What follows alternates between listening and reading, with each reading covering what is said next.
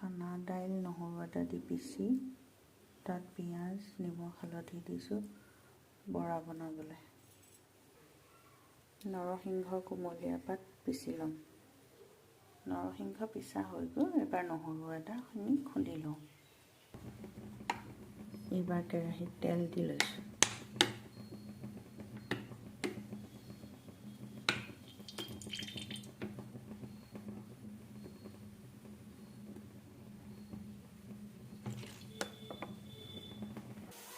পকৰীকেইটা তেলত এনেকৈ ভাজি লৈছোঁ।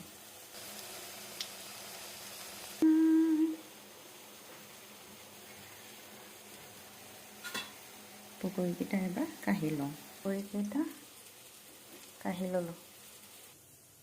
নহৰু আদাৰ লগতে দুটামান গোলমৰিচো দি দিছোঁ।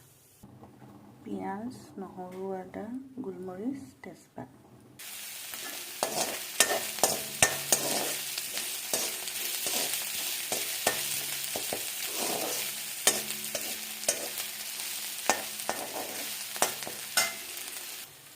জিৰা গুড়ি ধনিয়া গুড়ি আৰু নৰসিংহ পাত পিচি লোৱা।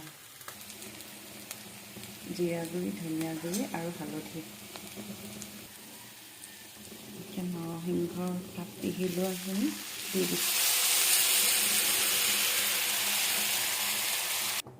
নিমখ আন্দাজ মতে দিম।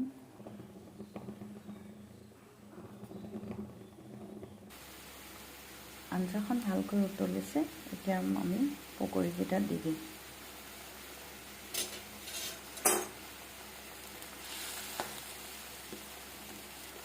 এই আঞ্জাখন পেটৰ কাৰণেও খুব ভাল আৰু খাবলৈ বহুত সোৱাদ। বনাই খাই চাবচোন।